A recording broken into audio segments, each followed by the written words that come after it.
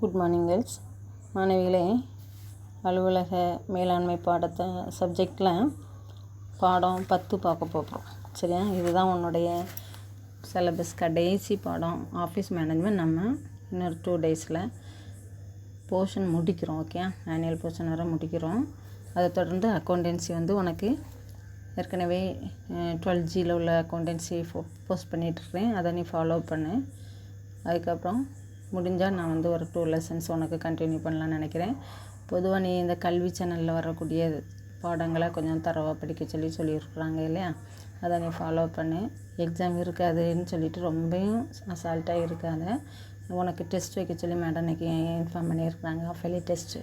So நாங்கள் date நான் இன்றைக்கி எல்லாத்தையும் சேர்த்து கலந்து பேசிவிட்டு நாங்கள் உனக்கு நாளைக்கு டைம் டேபிள் போட்டு விடுவேன். நீ டெஸ்ட் பேப்பர் எழுதுவோம். எவ்ரி வெனஸ்டே அண்ட் தேர்ஸ்டே எல்லா ஹையர் செகண்டரி டீச்சர்ஸும் நாங்கள் இருக்க தான் செய்கிறோம். ஓகே, அதனால் நீ அந்த நாட்களில் எழுதி பேப்பர் தர்ற மாதிரி உனக்கு டைம் டேபிள் இருக்கும். ஒன்று நீ ஆயத்தப்படுத்திக்க. சரியா? நான் உனக்கு நாளைக்கு காலையில் போர்ஷன் எந்தெந்த டைமிங் டெஸ்ட்டுன்னு உனக்கு வாட்ஸ்அப் மெசேஜ் போட்டு விட்றேன். ஓகே, சரி. இப்போ நீ கவனிமா, லாஸ்ட் லெசன் ஆஃபீஸ் மேனேஜ்மெண்ட்டில், அதாவது 10வது பாடம் செக்ரட்டரி அல்லது செயலர், அதாவது சொல்லுவோம். பாருமா, செக்ரட்டரின்னு உனக்கு காமர்ஸில் இதை முடிச்சிருப்பாங்க. நிறும செயலாளர் அப்படின்னு படிச்சிருப்பாங்க. நிறும செயலாளர் அவருடைய தகுதி என்ன, அவருடைய பணிகள், அவருடைய கடமைகள் அப்படின்னு சொல்லிட்டு படிச்சிருப்பா. அவருடைய தகுதிகளை குறித்து உனக்கு நடத்தியிருப்பாங்க. சேம் போர்ஷன் தான் இதில் இருக்கும். ஓகே, எந்த மாற்றம் இருக்காது. அதில் உள்ள பாடங்கள் தான் இருக்கும். இதில் உனக்கு ஒரு 3 மார்க்ஸ் தியரி கொஸ்டின். செயலாளர் வரையறு கட்டாயம் கொஸ்டின் பேப்பர் இல்லாமல் இருக்காது. ஓகே, செயலாளர் வரையறு இதை குறித்து நம்ம பார்க்க போகிறோம். இப்போ இந்த பாடம் தலைப்பு உனக்கு பாரு, பேஜ் நம்பர் 144 எடுத்துக்க. Page number 144. இந்த பாட தலைப்பில் நம்ம செக்ரட்டரி அல்லது செயலாளருங்கிறது உன்னுடைய தலைப்பு. இதில் என்னெல்லாம் நம்ம கற்றுக்கிட முடியும், செயலருடைய பணிகள்னா எவ்வளோனாலாம், அவங்க செயலருடைய வகைகள், அதுக்கப்புறம் பார்த்துச்சுன்னா அந்த நிறும செயலாளருடைய கடமைகள், அவருடைய பொறுப்புகளை பற்றி நம்ம பார்க்க போகிறோம்.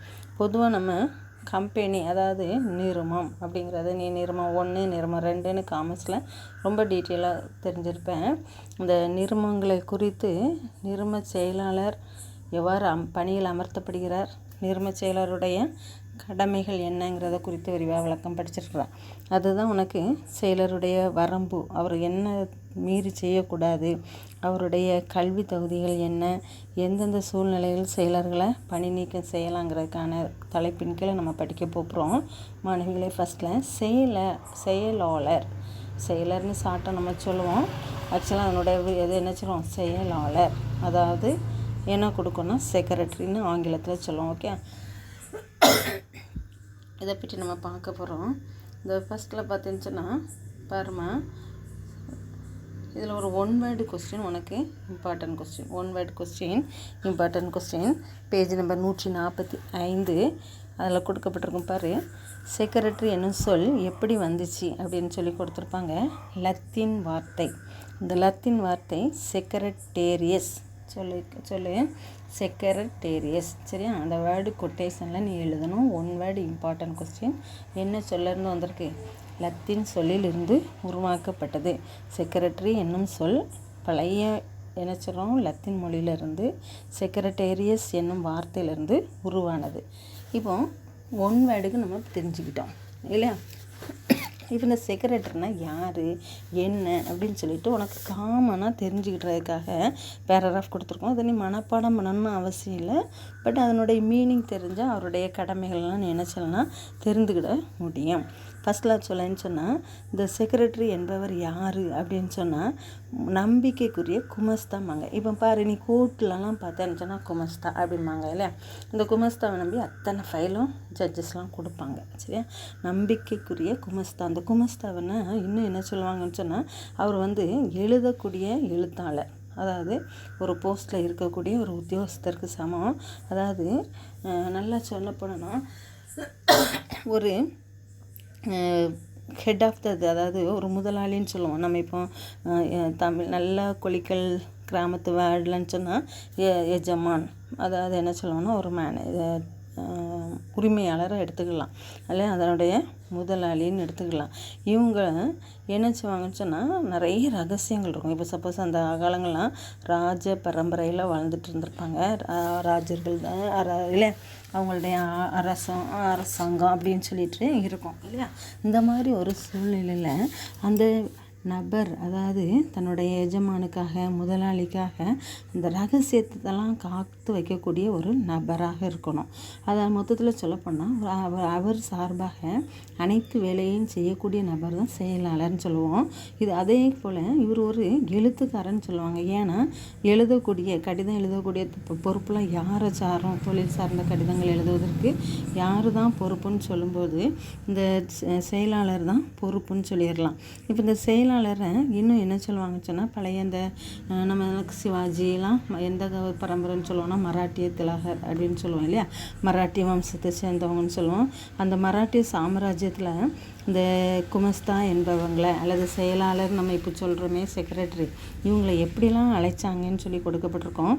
அமித்யா சஜவா சித்தாஸ், அமித்யா சஜவா சித்தாஸ். மாணவிகளை இதெல்லாம் நீ படிக்க வேண்டாம், தெரிஞ்சுக்கிட்டதுக்காக உனக்கு சொல்கிறோம். அதனால் இது ஏன் அப்படி அழைக்கப்பட்டிருக்கிறதுனால என்ன தெரிஞ்சுக்கிட முடியும் அப்படின்னு சொல்லும்போது பாரு, பழைய பண்டை காலங்களில் இல்லையா, பழங்காலத்தில் இருந்து இந்த செக்ரட்டரி அதாவது செயலாளர் என்கிற பதவி இருந்துக்கிட்டு தான் இருந்திருக்குங்கிறத உனக்கு தெரியப்படுத்துறதுக்காக கொடுக்கப்பட்டிருக்கு. இப்போ நம்மளுடைய மனித நாகரிகம் அறியப்பட்டிருக்கக்கூடிய காலம் அப்படின்னு சொல்லியிருக்கோம். மனித நாகரிகம் அறியப்பட்ட காலத்தில் இருந்து நம்ம செயலாளர்னால் என்ன சொல்கிறோம் அப்படின்னு சொல்லும்போது, பொதுவாக நம்ம என்ன சொல்லுவோம், ஒரு நபர் நிறுவனத்தின் நோக்கத்தை அடைவதற்கு மேலாண்மை சார்ந்த உதவிகளை செய்வது, எஜமான் அல்லது பணியளிப்பவர் ஒப்படைத்த ரகசியங்களை நம்பகமான விஷயங்களை பாதுகாக்கணும் அப்படின்னு சொல்லி கொடுக்கப்பட்டிருக்கோம். மனைவி திரும்ப ஒருட்ட உனக்கு நான் சொல்கிறேன் பாரு. அதாவது இப்போ சப்போஸ் நம்ம கவர்மெண்ட் எடுத்துக்க, ஒரு சிஎம் எடுத்துட்டேன்னு சொன்னால் அவருக்கு ஒரு பிஏ இருப்பாங்க, புரியுதா. பிஏ என்பது பர்சனல் அசிஸ்டன்ட் சொல்லுவோம். இது உனக்கு பின்னாலே உனக்கு வரும் தனி செயலாளர்னு சொல்லுவோம். அப்போ அந்த இப்போ ஒரு ஹெச்எம் எடுத்துக்க, ஒரு அட்டெண்டர் வச்சுருப்போம். இப்போ பார்த்தீங்கன்னு சொன்னால் பெரிய பெரிய பணக்காரங்க செல்வந்தர் பிஸ்னஸ் பீப்புளெலாம் கட்டாயம் அவங்க பின்னாடி ஒரு நபரை கூட்டிகிட்டே போவாங்க. அவங்க தான் யாருன்னா செயலாளர். இந்த செயலாளர் என்ன செய்வாங்க அப்படின்னு சொல்லும்போது, அதாவது வேலை சார்ந்த, அதாவது மேலாண்மை, இப்போ ஒரு நிறுவனத்து கம்பெனியினுடைய பெரிய ஓனர் எடுத்துக்கிட்டேன்னு சொன்னால் அந்த மேலாண்மை சார்ந்த உதவிகளையும் யார் தான் செய்யணும்னு சொன்னால், அவர் தனக்காக பணியமர்த்தப்பட்ட அந்த பிஏற்காரை பணிக்காக அமர்த்தப்பட்ட நபர், இவங்க யார் எஜமான் ஆயிடுறாரு இல்லை. இதனால் இவர்களுடைய காரியங்களில் எல்லா ரகசியம், அதாவது எல்லா விஷயங்களையும் காத்து வச்சு இவருக்கு இப்போ சப்போஸ் இப்போ ஒரு அடுத்த நாள் ஒரு சென்னையில் ஒரு மீட்டிங் இருக்குது, அதுக்கு போகணுன்னு அவங்க கூட ட்ரெயின் டிக்கெட் எடுக்கிறது, அதுக்கப்புறம் ஏதாவது ஃபங்க்ஷன் நடக்கக்கூடியதெல்லாம் ரவுண்ட் பண்ணி குறிப்பெடுத்து ஞாபகப்படுத்தி அதுகளை அனுப்புறது, அவங்க சார்பாக தபால்களை பெறுதல், அதற்கான மறு உத்தரவு அளிக்கிறது, அதுக்கப்புறம் வேலைகள் எந்த வேலைனாலும் செய்யக்கூடிய பணி, அதுக்கப்புறம் பார்த்தேன்னு சொன்னால் இப்போ பார்த்தேன்னு சொன்னால் நிறுவனங்கள்லாம் பொறுத்தவரையில் கூட்டங்கள் நடத்துறது, அதுக்கப்புறம் பல்வேறு வேலைகள் எல்லாம் ஒருங்கிணைத்து செயல்பட வைக்கக்கூடிய திறமை, உறவுகள், அதாவது யாரோட உறவுகள், பணியாளர்களுடைய சுமூகமான உறவுகளை வச்சுக்கிட வேண்டியது, நிறுவனத்தினுடைய நல் எண்ணத்தை உணர்த்தக்கூடியது, அதாவது ஒரு நற்பெயரை உருவாக்கக்கூடிய ஒரு பொறுப்பு, செய்திகளை அனுப்பக்கூடியது, இந்த மாதிரி பணிகளெல்லாம் செய்வதற்காக ஒரு அமர்த்தப்பட்ட ஒரு நபர் தான் யாருன்னா செயலாளர். சரியா. ஒரு எஜமானுக்காக, அதாவது பணியை கொடுத்த நபருக்காக நிறுவன சம்மந்தப்பட்ட மேலாண்மை பணிகள் என்னென்ன உண்டோ அத்தனையும் தானே செய்யக்கூடிய ஒரு பொறுப்பு. கூட்டம் நடத்துகிறதாக்காக துறைகளை ஒருங்கிணைக்கணுமா, பணியாளர்களை என்ன செய்யணும், அவர்களுடைய நல்ல உறவு முறைகளை ஏற்படுத்தணுமா, நிறுவனத்தை குறித்து நற்பெயர் உருவாக்க வைக்கணுமா, செய்திகளை அனுப்பணுமா பெறணுமா, அத்தனை பணிகளையும் செய்யக்கூடிய ஒரு நபர் யாருன்னு சொன்னால் செயலாளர் அல்லது செக்ரட்டரி என அழைக்கப்படுகிறார். இப்போ இந்த செயலாளர் அல்லது செக்ரட்டரிங்கிறத பாருமா, இந்த முன்னுரையில் உனக்கு கொடுக்கப்பட்டிருக்கோம். இவர் என்னன்னு சொன்னால் நிர்வாகம் சார்ந்த வேலைகளை செய்ய நியமிக்கப்பட்டவர். நல்லா ஃபஸ்ட்டில் நீ தெரிஞ்சுக்கிடணும். நிர்வாகம் சார்ந்த வேலைகளை செய்ய நியமிக்கப்பட்டவர். நிர்வாகம் சார்ந்தனா பண வரவு செலவுகள் செய்கிறதெல்லாம் நிர்வாகம்னு சொல்லலாம். இந்த பணியை செய்யக்கூடிய நபர் யாருன்னா செயலாளர்னு சொல்லுவோம். அடுத்தால இப்போ சப்போஸ் பிஸ்னஸாக இருக்கும் இல்லையா, வணிகம், தொழில்துறைகள், சமூக நிறுவனங்கள்லாம் இவர் ஒரு முக்கியமான நபராக கருதப்படுவார். செக்ரட்டரி அப்படின்னாலே ஒரு முக்கிய அந்தஸ்து, அதாவது முக்கியமான ஒரு பொறுப்பு, அதாவது பதவியில் இருக்கக்கூடிய ஒரு நபர்னு நம்ம சொல்லலாம் இல்லையா. அந்த நிறுவனத்தினுடைய கணக்குகளை எல்லாம் பதிவு செய்து அதனுடைய கூட்டங்கள் எவ்வாறு நடத்தணும். இப்போ சப்போஸ் ஒரு நிறுவனம் அப்படின்னு சொல்லும்போது பங்குனர்களுக்கான கூட்டம், கடனீந்தர்களுக்கான கூட்டம், இயக்குநர்களுக்கான கூட்டம், அதுக்கப்புறம் நிறுவன கணக்குகள், வியாபார லாப நட்ட இருப்பு நிலை குறிப்புகள், அதுக்கப்புறம் என்ன சொன்னால் அத்தனை முழு விவரங்களையும் அறிந்து வைத்துக்கக்கூடிய ஒரு அதிகாரியாகவும் இவர் என்ன செய்யறன்னா பணிபுரிகின்றார் அப்படின்னு சொல்லி கொடுக்கலாம். ஃபஸ்ட்டில் நிர்வாகம் சார்ந்த பணியை செய்கிறாரு, தொழில் சார்பாக பிஸ்னஸ் சம்மந்தப்பட்ட அத்தனை பணிகளையும் செய்கிறாரு, எல்லா பணிகளையும் நியமிக்கிறது, சொன்னாலும் கணக்கு எழுதக்கூடியது, அறிக்கை தயாரிக்கிறது, பல்வேறு பணிகளை செய்கிறாரு. எல்லாவற்றிற்கும் மேலாக அந்த நிறுவனத்திற்கு ஒரு சிறந்த அதிகாரியாகவும் பணிபுரியக்கூடிய ஒரு நபர் தான் என்ன சொல்லணும்னு சொன்னால் செயலாளர் அல்லது செக்ரட்டரி என அழைக்கலாம். மாணவிகளே, இப்போ இந்த அலுவலக செயலாளர் அல்லது தனிப்பட்ட செயலாளர் அப்படின்னு சொல்லிட்டு யாருன்னு சொல்லி பார்க்குறதுக்கு முன்னாடி இதோடு உன்னுடைய தொடர்ச்சியாக நீ என்ன தெரிஞ்சுக்கலான்னு சொன்னால் செயலாளருடைய வரை விளக்கணங்களை பற்றி பார்க்குறோம். இந்த வரை விளக்கணங்கள் உனக்கு கிட்டத்தட்ட ஒரு 4 வரை விளக்கணம் கொடுத்துருக்கோம். நீ எல்லாத்தையும் படிக்காத. ஆக்ஸ்ஃபோர்ட் அகராதி அப்படின்னு சொல்லி கொடுத்துருப்பாங்க. பேஜ் நம்பர் 146, பேஜ் நம்பர் 146 படித்து பார்த்தா போதும். பாருமா, செயலர் என்னும் சொல்லுக்கு பல்வேறு அர்த்தங்கள் வழங்கப்பட்டுள்ளனன்னு கொடுத்துருப்பாங்களா. இதில் பாரு, வெப்ஸ்டர் அகராதி, பென்குயினுடையது, ஆங்கில அகராதின்னு கொடுத்துருக்கோம். நீ ஆக்ஸ்போர்ட் அகராதியை மட்டும் மனப்பாடம் பண்ணு. ஓகே, அந்த ஒன்றும் படித்தா நம்ம போதும். பாரு, இந்த ஆக்ஸ்போர்ட் அகராதியின் படி செயலாளர் என்பவர் யார் அப்படின்னு சொல்லி கொடுக்கப்பட்டனா ஒரு நபர் அடுத்தவருக்காக எழுதுகிற வேலை செய்பவர். பாரு, ஒரு நபர் அடுத்தவருக்காக எழுதக்கூடிய, நான் கம்பெனி தொடங்கியிருக்கிறேன், நான் கம்பெனியுடைய உரிமையாளர், எனக்காக நான் என்ன செய்கிறேன்னு ஒன்று பணியில் அமர்த்திருக்கிறேன்னு வச்சுக்க. நீ யார்? செக்ரட்டரி, என்னோட செக்ரட்டரி. சரியா?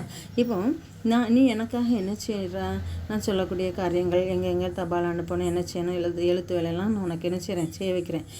என்ன செய்கிறான்னு சொன்னால் ஒரு நபர் அடுத்தவருக்காக எழுதுகிற வேலை செய்பவர் எனக்காக எழுதுகிறா. சரியா? அடுத்தால குறிப்பாக கடித தொடர்புகளை நடத்தவும் பதிவுகளை பத்திரப்படுத்தவும். கடித தொடர்புகள், எனக்கு வரக்கூடிய தபால்களை பெறுதல் மற்றும் அதற்கான பதில்களை அனுப்புதல் பணியை செய்யக்கூடியதும் யாரோட பொறுப்பு? செயலாளருடைய பொறுப்பு இல்லையா. இப்போ இந்த செயலாளர் பதிவுகளை பத்திரப்படுத்தவும், பதிவுகள் என்பது பெறப்பட்ட கடிதங்களாக இருக்கலாம், அல்லது பல்வேறு விதமான அறிக்கைகளாக இருக்கலாம், பல்வேறு விதமான விலைப்பட்டியல்களாக இருக்கலாம். இவ்வாறு பல்வேறு பதிவுகளை பத்திரப்படுத்தவும் வியாபாரத்தை வேறு ஒரு நபருக்காக அல்லது சங்கம், நிறுவனம், அரசு அமைப்புக்கான வேலைகளாக நடைமுறைப்படுத்தி நியமிக்கப்படுத்தக்கூடியவர். அதாவது என்ன சொன்னா, இன்னொருத்தங்க வியாபார வளர்ச்சி லாபம்லாம் அவங்களுக்கு, இவர் என்னதுக்காக தான் அமர்த்தப்பட்டார்? ஒரு சம்பளத்துக்காக, அதாவது ஊதியத்திற்காக பணியில் அமர்த்தப்படக்கூடிய ஒரு நபர் வேறு ஒரு நபருக்காகவோ, அல்லது சங்கம்னு சொல்லும்போது இப்போ சப்போஸ் கோஆப்ரேட்டிவ் சொசைட்டி, கூட்டுறவு சங்கங்களுக்காக, அல்லது பாண்டியன் கம்பெனி இல்லையா, அடுத்தால கவர்மெண்ட் கம்பெனிஸில் செக்ரட்டரியை நியமிக்கப்படலாம். இப்படி ஏதேனும் தொடர்புடைய அமைப்புகளுக்காக அந்த பணியினை செய்யக்கூடிய நபர். என்ன பணியை? எழுத்து பணியை செய்கிறாரு. அதாவது கடித தொடர்புகளை நடத்துறது, பதிவுகளை என்ன செய்யணும், பத்திரப்படுத்தி வியாபாரத்தையும் செயலாற்றக்கூடிய ஒரு நபர் என்ன அழைக்கப்படுறாரு? செக்ரட்டரி அல்லது செயலாளர் என அழைக்கப்படுகிறார். இந்த ஆக்ஸ்போர்ட் அகராதி மட்டும் மனப்பாடம் பண்ணி படிச்சுக்க. இதே தான் எல்லாருடைய மீனிங்ஸும் கொடுத்துருக்கோம். நமக்கு அவசியம் இல்லை, நீ படிக்க வேண்டிய இது இல்லை. சரியா? அடுத்து பாருமா, அலுவலக செயலாளர் அல்லது தனிப்பட்ட செயலாளர் அப்படின்னு சொல்லி படிக்க போகிறோம். அலுவலக செயலாளர் அல்லது தனிப்பட்ட செயலாளர். இந்த அலுவலக செயலாளர் அல்லது தனிப்பட்ட செயலாளர் அப்படின்னு சொல்லும்போது உனக்கு யாரை குறிக்கும் அப்படின்னா ஒன்லி பர்சனல் ஒர்க், என்னுடைய வேலைகளுக்காக அமர்த்தப்படக்கூடிய நபர். அதாவது என்ன சொல்லணும்னா ஒரு அலுவலகத்தில் வழக்கமான வேலைகள் தவிர பிற நபருக்காக செய்பவர். இவர் ஒரு அதிகாரி. வணிக நிறுவனங்கள் அல்லது சமுதாயத்திற்காக பதிவுகள், கடிதங்கள் பத்திரமாக வைத்துக்கொள்கிற பொறுப்புலாம் இதை என்ன செய்யலாம்னா நிகழ்ச்சி குறிப்பேடு எல்லாமே அவர் பத்திரப்படுத்தி வைப்பார். செயலாளர் என்பவர் பதிவுகளை கவனித்து கடிதங்கள் பரிமாற்றம் எல்லா பணியும் செய்கிறான்னு சொல்லியிருக்கோம் இல்லையா. யாருக்காக? வேறொரு நபருக்காக, பிற நபருக்காக, தன்னால் அமர்த்தப்பட்ட ஒரு எஜமானுக்காக இல்லையா செய்யக்கூடிய ஒரு அதிகாரி. இந்த சூழலில் இந்த செயலரை நம்ம பல்வேறு சூழ்நிலை நம்ம வரையறுக்கலாம்னு சொல்லி கொடுக்கப்பட்டிருக்கோம். அவர் வரையறுக்கும் பொழுது இவருக்கு இன்னும் கடிதத்தை பணி மட்டும் இல்லை, தொடர்பு ஏற்படுத்துவதற்காக தொலைபேசி அழைப்புகளை ஏற்படுத்தலாம், கூட்டங்கள் செய்யக்கூடிய பணிகளை கூட்டங்கள் நடத்துவதற்கான முழு சுதந்திரம் கொடுக்கலாம், கோப்புகளை பாதுகாக்கிறதுக்காக மேற்பார்வை செய்வதற்கான பணிகளையும் கொடுக்கலாம்னு சொல்லி கொடுக்கப்பட்டிருக்கோம். இந்த தனியார் செயலாளர் என்பவர் என்ன சொன்னால் பரபரப்பாக வேலை செய்யக்கூடிய ஒரு பரபரப்பான ரொம்ப, அதாவது ஒரு பிஸி ஷெட்யூலில் ஒரு பிஸ்னஸ் மேன் இருப்பாங்க, நல்ல ஒரு பெரிய அளவில் செயல்படக்கூடிய நபரை பாருமா. இதுதான் தனியார் செயலாளர்னு சொல்லி பார்க்க போகிறோம். இந்த தனியார் செயலாளர் என்ன சொல்கிறோன்னா ஒரு பயங்கர பெரிய பிஸ்னஸ் மேன் சொல்லுவோம் இல்லையா. நிறைய லேக்ஸ் போட்டு பெரிய தொழிலதிபர் நல்ல ஒரு வேர்டு தொழிலதிபர்னு சொல்லுவோம். இந்த அதிபர் இப்போ நிறைய இப்போ உள்ளவங்களாம் மினிமம் குவாலிஃபிகேஷன் 10th ஒரு டிகிரியோ படிச்சிருப்பாங்க. பழைய காலத்தில் உள்ள தொழிலதிபர்கள்லாம் பார்த்தேன்னு சொன்னால் அவங்களுடைய அனுபவத்தினால தான் அவங்களுடைய முன்னேற்றம் இருந்திருக்குமே ஒழிய பட் படிப்பறிவு குறைவாக இருக்கும். அவங்க தான் அந்த கம்பெனிக்கு பெரிய பிஸ்னஸ் மேன், அவங்க தான் அதனுடைய எஜமான்னு சொல்லுவோம். ஆனால் அந்த எஜமானுக்காக அமர்த்தப்பட்ட செக்ரட்டரி அல்லது செயலாளர் ஒரு பணியாளராக இருப்பாங்க. அவர் அதிகாரத்துக்காண்டி இருப்பார். இந்த மாதிரி சூழ்நிலையில் அந்த செல்வாக்கு மிகுந்த அதிகாரிக்காக அவர் என்ன செய்கிறாருன்னு சொன்னால் பணியாற்றுகிறான்னு சொல்லி கொடுத்துருக்கோம். செல்வாக்கு மிகுந்த பணியாளருக்காக அவங்க என்ன செய்கிறாங்கன்னா பணிகளை ஆற்றுகின்றனர் அப்படின்னு சொல்லி கொடுப்பாங்க. பார்த்தீங்கன்னு சொன்னால் இதில் உனக்கு பேஜ் நம்பர் 146 பாரு.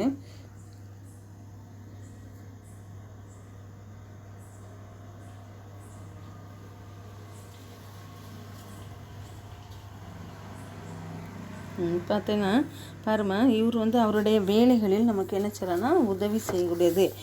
இப்போ சொன்னேன் என்னுடைய எஜமான் படிக்காதவர், அதனால் நான் அந்த வேலைகள்லாம் செய்கிறேன் அப்படின்னு சொல்லிட்டு எல்லாட்டையும் சொல்லிட்டு அவர் தன்னுடைய எஜமான் ஒரு படிப்பறிவு இல்லாதவர்னு சொல்லிட்டு அவர் என்ன செய்யக்கூடாது, காட்டி கொடுக்க கூடாது. அவர் ஒரு நம்பகமான ஒரு நபராக இருக்கணும்னு சொல்லி ஏற்கனவே படிச்சிருக்கோம். இப்போ அவர் சில நேரத்தில் பாரு ஒன்றும் கிடையாது, நம்மளுடைய சிஎம் அவங்கெல்லாம் எடுத்துக்கிட்டேன்னு சொன்னால் பெரிய பிஸி ஷெட்யூலில் இருப்பாங்க. இப்போ அவங்க எல்லாம் உட்காந்து ஓன் ஹேண்ட் ரைட்டிங்லையோ அல்லது எல்லா ஜிஓக்களையும் அவங்க எழுதுறதில்ல, ஜஸ்ட் ஓவராலாக வாயினால் என்ன செய்வாங்கன்னா சொல்லிட்டு போயிடுவாங்க.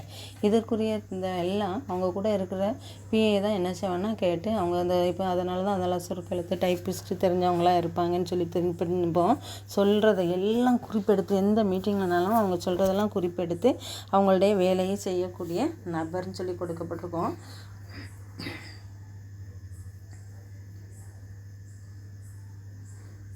பாரு, வேலையெல்லாம் அவங்க சொல்கிற வேலையெல்லாம் என்ன செய்கிறாங்க குறிப்பெடுத்து செயலாற்றக்கூடிய ஒரு நபர்.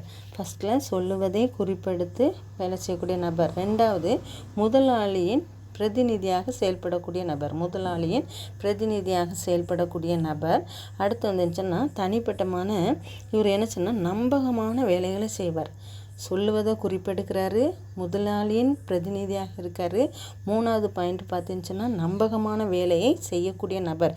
பேஜ் நம்பர் 147 பாயிண்ட் போட்டு படிக்கலாம். சொல்லுவதை குறிப்பெடுக்கக்கூடிய நபராக இருக்கணும், முதலாளியின் பிரதிநிதியாக இருக்கணும், நம்பகமான வேலைகளை செய்யக்கூடியவங்களாக இருக்கணும்.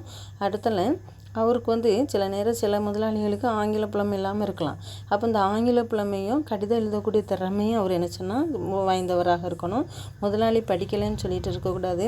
அவருக்கு சம்மந்தப்பட்ட எல்லாமே தன்னுடைய மனசாட்சிக்கு கட்டுப்பட்டு எல்லா சூழ்நிலைகளும் எல்லா சந்தர்ப்பங்கள் அதாவது என்னென்ன கடிதங்களை எழுத சொல்கிறாங்களோ அதெல்லாம் மாற்றி அமைக்கிற அவருடைய ஓன் இஷ்டத்துக்கு மாற்றி அமைக்கக்கூடாது. சப்போஸ் பிள்ளைகள் இருந்தால் மாற்றிக்கலாம், தவறுகள் சென்டென்ஸ் எல்லாம் மேக்கப் பண்ணலாம். பட் அவருடைய மனசாட்சிக்கு ஆட்சிக்கு மீறி எந்த தவறும் நடக்காதபடி கடித தொடர்புனே அவர் என்ன செய்யணும் எழுதணும்னு கொடுத்துருக்கோம். அப்படி கடிதங்களெல்லாம் எழுதி என்ன செய்வாங்கன்னா முதலாளியின் கையை பற்றி என்ன செய்வாங்க பெற்றுக்கொள்வாங்க. இவங்க தான் யாருன்னா பர்சனல் அசிஸ்டண்ட். அப்போ இந்த பர்சனல் அசிஸ்டண்ட் ஆனவர் என்ன செய்யணும்னா பொதுவாக நமக்கு லெட்டர் டைப் பண்ணுறது, லெட்டர் தயாரிக்கிறது, அதாவது டிராஃப்ட் வரைவு தயார் செய்தல்னு கொடுத்துருக்கோம். அதாவது லெட்டர் ரைட்டிங் எழுதுறது, அறிக்கைகள் தயாரிக்கிறது. இப்போ அவங்க வந்து பேசணும், எங்கேயாலும் ஒரு மீட்டிங்கில் பேசணும்னா பேச்சுக்கான குறிப்புகளை தயார் செய்து கொடுக்கறது. அதுக்கப்புறம் அவர் எங்கேயும் பேசுகிற குறிப்புகளை சுருக்கெழுத்து தெரிஞ்சவராக இருந்தாலும் அதை சுருக்கெழுத்தில் எழுதிட்டு வந்துட்டு திரும்ப அவருக்கு எல்லா விதத்துலையும் தனிப்பட்ட வேலைகளில் உதவி செய்யக்கூடிய தகுதி வாய்ந்த ஒரு நபர் தான் தனியார் செயலாளர் என அழைக்கப்படுகிறார். இந்த செயலருடைய வகைகளை பொறுத்த அளவில் உனக்கு கொடுக்கப்பட்டிருக்கும். உனக்கு ஒரு அது 3 மார்க்ஸ் கொஸ்டினில் இருக்கும். அல்லது பாருமா, தனிப்பட்ட அல்லது தனியார் செயலாளர், மன்றத்தினுடைய செயலாளர், கூட்டுறவு சங்கத்தின் செயலாளர், தூதரக செயலாளர், தொழிற்சங்க செயலாளர், சுய ஆட்சி அமைப்பின் செயலாளர் மற்றும்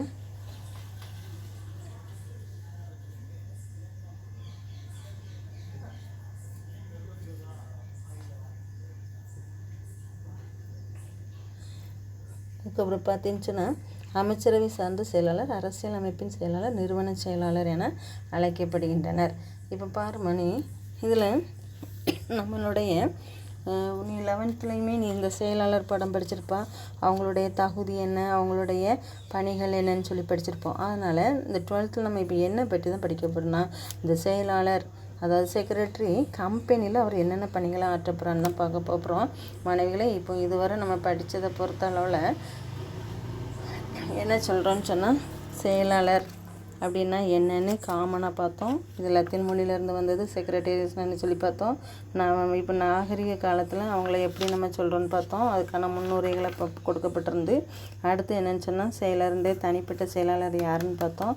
செயலாளருடைய வரைவிலக்கணம் ஆக்ஸ்போர்ட் அகராதியினுடைய வரைவிலக்கணத்தை பார்த்தோம். தனியார் செயலர்னு பார்த்தோம். செயலாளருடைய வகைகள் வந்து பார்த்துருக்கோம். ஓகே.